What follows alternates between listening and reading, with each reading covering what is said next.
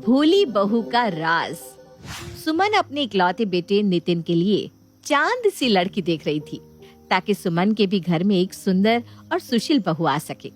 ऐसे ही एक दिन सुमन अपनी दूर की बहन ममता को फोन करती है। अरे ममता, कैसी है तू? क्या बात है, कुछ दिनों से ना फोन ना हाल समाचार, सब खैरियत तो है? हाँ हाँ जीजी, सब खैरियत से है। बस कुछ शादियाँ लगातार पड़ गई थी, उसी में बिजी थी। अब आप तो जानती है ना, जहाँ मैं नहीं वहाँ शांति से शादी नहीं। हाँ हाँ, बहुत अच्छे से जानती हूँ मैं तुझे और तेरे काम को भी, इसीलिए तो आज मैंने तुझे याद किया है। क्यों जीजी, तुमने भी मन बना लिया क्या कि इस साल नितिन का लगन करवा कर रहोगी? वरना तुम भी मुझे जल्दी याद नहीं करती बिना अपने किसी काम के। अब क्या करूँ मेरी बहन, जैसे तू दूसरों की शादी करवाने में लगी रहती है ना, वैसे ही मैं अपने घर को संभालने में लगी रहती हूँ। पर अब सोच रही हूँ कि मेरे घर को मेरी बहू संभाल ले, इसीलिए मैंने सबसे पहले तुझे याद किया है। अब अपने नितिन के लिए भी कोई अच्छी सी लड़की देख, जिसके घर में आने से मुझे आराम मिल सके। हाँ हाँ जीजी, क्यों नहीं। आखिर नितिन भी तो मेरा ही लड़का है। मैंने तो तभी ठान लिया था जब नितिन ने जन्म लिया था कि नितिन की शादी तो मैं ही करवा के रहूंगी। नितिन की शादी की बात अब दोनों बहनें आपस में कर लेती है और ममता अपनी बहन से कुछ दिन का समय ले लेती है।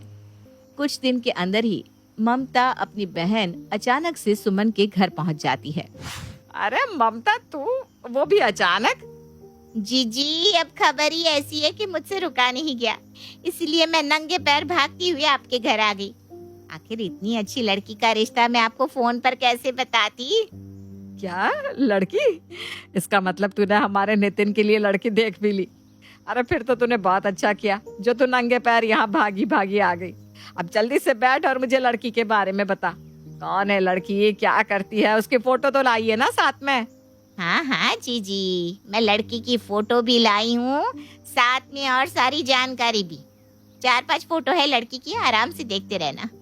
और बता दूँ, लड़की बहुत सुंदर और सुशील है। मुझे पता चला कि लड़की सर्वगुण संपन्न है और खाना बनाने में तो माहिर है। जो कोई भी उसके घर जाता है वो अपना पेट पकड़कर घर आता है। ममता की बातें सुनकर सुमन अपने दिमाग में ख्याली पुलाव पकाने लगती है और कुछ देर बाद वो ममता से लड़की की फोटो मांगती है। लड़की सच में काफी सुंदर होती है।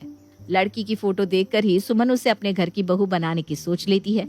वहीं दूसरी ओर ममता वही सारी अच्छी बातें उस लड़की के बारे में बताती है जो सुमन को अपनी बहू के अंदर चाहिए थी।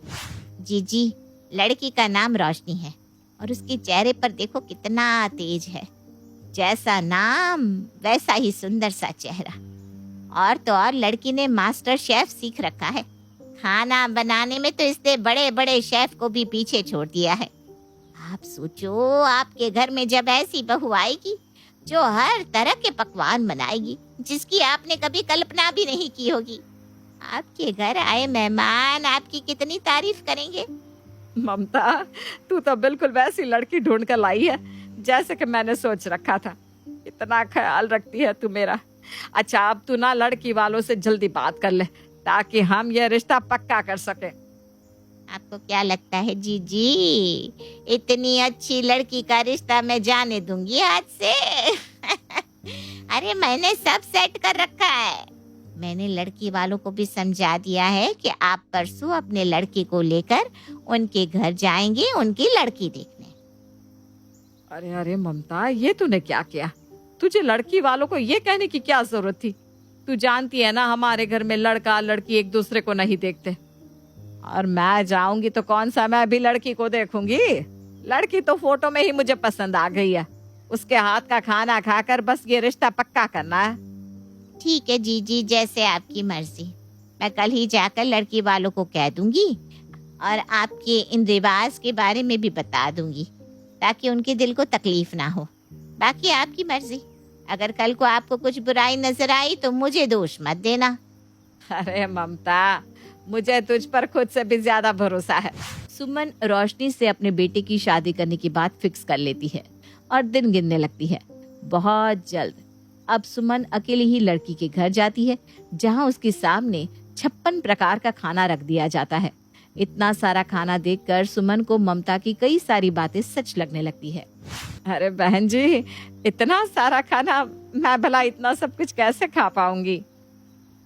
अरे बहन जी ऐसा मत बोलिए, सब में से थोड़ा थोड़ा टेस्ट कर लीजिए ना। ये सब कुछ मेरी प्यारी रोशनी ने आप सबके लिए ही तो बनाया है। वैसे आप चाहे तो आप रोशनी को देख सकती हैं और उसका टेस्ट भी ले सकती हैं। हमारी बेटी में कोई कमी नहीं है। अरे बहन जी, मैं जानती हूँ, मेरी बहन ने बताया है मेरी होने वाली बहू के बारे में बहुत कुछ, पर हमारे में भी ना कुछ रिवाज है, वो तो मुझे निभाने ही पड़ेंगे।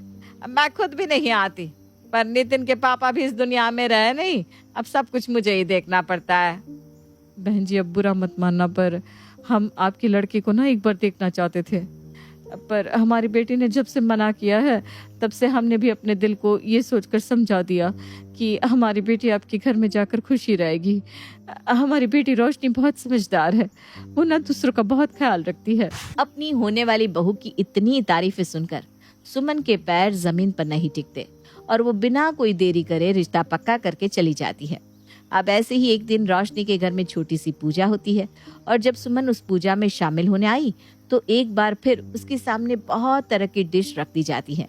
इस बार का खाना खाकर सुमन को पक्का विश्वास हो जाता है कि उसकी बहू के हाथों में जादू है। अब इसी तरह से समय गुजरता है और बहुत जल्द रोशनी और नितिन की शादी हो जाती है। सच में बहू तो कितनी सुंदर है। तेरा ये चांद सा मुखड़ा देखकर आज मुझे बहुत खुशी हो रही है। मेरी बहन ममता ने मुझे सबसे अच्छी बहू दी है। माँ जी, ये तो आपका मेरे लिए नजरिया और बड़प्पन है जो मैं आपको इतनी अच्छी लग रही हूँ। अरे बहू, कितनी अच्छी और मीठी मीठी बातें करती है तू। अरे मीठी बात उससे याद आया, मैं तुझे यहाँ ये बताने आई थी कि आज तेरी पहली रसोई है ना, तो रसोई घर में जाकर आज तू ही सबके लिए खाना बनाना और तू आज अपनी कोई एक सीक्रेट डिश भी बना लेना बेटा। इतना बोलकर सुमन वहां से चली जाती है और रोशनी की एक बात नहीं सुनती। कुछ देर बाद जब सुमन किचन में जाती है तो वो देखती है कि सारा सामान वैसा का वैसा ही पड़ा है। रोशनी अपने कमरे में है। ये देखकर सुमन थोड़ा घबरा जाती है और रोशनी के कमरे में जाती है। अरे बहू, तू अभी तक यहीं बैठी है और तूने कुछ बनाना शुरू भी नहीं किया? तेरी तबीयत तो ठीक है ना? माँ जी, क्या बनाना था ये तो मैं जानती नहीं हूँ और मुझे ना खाना बनाना आता ही नहीं। वो तो मेरी शादी नहीं हो रही थी ना, इसलिए माँ ने सबसे झूठ कहा और आपने जितनी बार जो भी खाया ना वो सब मेरी माँ ने बनाया है। मेरी माँ ने खाने में मास्टरी कर रखी है। टेस्टी था ना? क्या तुझे कुछ नहीं आता बनाना? तेरी माँ मास्टर शेफ है और तू? अपनी बहू की ये बातें सुनकर सुमन को चक्कर आ जाता है। वो अपना सर पकड़कर वहीं बैठ जाती है और कुछ देर बाद अपनी बहन को फोन करके घर बुलाती है और उसे खरी खोटी सुनाने लगती है। ममता की बच्ची, तूने मुझसे झूठ कहा। तूने अपनी बहन का साथ ना देकर इन लड़की वालों का साथ दिया। क्या कहा था तूने? तेरी होने वाली बहू की कुछ अपनी खुद की स्पेशल सीक्रेट रेसिपी है जो वो अपने ससुराल वालों को खिलाना चाहती है। अरे यहाँ इसे तो नमक और मसाले का फर्क भी नहीं पता। देखो जीजी, मेरा काम है शादी ब्याह करवाना, दो परिवारों को जोड़ना, और अगर मैं रिश्तेदारी में थोड़ा झूठ बोल भी दूं तो क्या हुआ? कम से कम आपके लड़के का घर तो बस गया। और देखो, मुझे तो ना दोष ही मत दो। मैंने तुमसे कहा था जाकर लड़की देख लो, उसका टेस्ट ले लो। फिर तुम्हारी घर का ये रिवाज है कि लड़की नहीं देखी जाती, तो मैं क्या करती? ममता की ये बातें सुनकर सुमन का मुंह बंद हो जाता है, क्योंकि कहीं ना कहीं गलती तो सुमन की भी थी। अब बेचारी सुमन कर भी क्या सकती थी? रोशनी उसके घर की बहू जो बन चुकी थी। पर ऐसी बहू पाकर सुमन को बहुत बड़ी सीख मिल गई थी कि किसी पर भी आंख बंद करके भरोसा नहीं करना चाहिए। जिसके बाद सुमन एक फैसला लेती है। बस बहुत हुआ। आज मेरी एक गलती की वजह से मेरे घर में ऐसी बहू आ गई जिसे खाने का ख भी नहीं आता। इसलिए मैं फैसला लेती हूँ, अब से इस घर का रिवाज लड़का लड़की ना देखने का मैं खत्म करती हूँ। अब से लड़का लड़की भी देखेगा और सास अपनी होने वाली बहू का टेस्ट भी लेगी, ताकि फिर कभी किसी के साथ मेरे जैसा धोखा ना हो। पर माँ जी, अब घर में बचा ही कौन है? आपका तो एक ही बेटा था, उसकी शादी तो मुझसे हो गई। देखो देखो कितनी भोली बहू है। अरे ओ भोली, मेरी जिंदगी खराब हुई है, पर मेरे घर में अभी भी बच्चों की कमी नहीं है और सब यही रिवाज अपनाते हैं। ये रिवाज उनके लिए बदल रही हूँ और आने वाले अपने फ्यूचर के नाती पोतों के लिए भी। और ममता, तू कल मुही अपने घर जा। तेरे जैसी बहन होने से तो अच्छा मैं किसी दुश्मन से कह देती मेरे बेटे की शादी करवाने के लिए। और बहू रानी, तू खड़ी खड़ी मुंह क्या देख रही है? मेरे साथ रसोई में चल। सबसे पहले तुझे नमक मसाले के बीच का फर्क बताती हूँ। अब क्या था, सुमन अपनी गलती सुधारने के लिए अपनी बहू को खाना बनाना सिखाने लगती है। तो देखा आपने, आंख बंद करके भरोसा करने का नतीजा क्या है। इसीलिए तो कहते हैं दूसरों की कही बातों पर कम भरोसा करना चाहिए। अगर सुमन की घर का ऐसा रिवाज ना होता और सुमन ने अपनी बहन की बातों पर विश्वास ना किया होता तो शायद सुमन को अपनी मनपसंद बहू मिलती और शायद मनपसंद खाना भी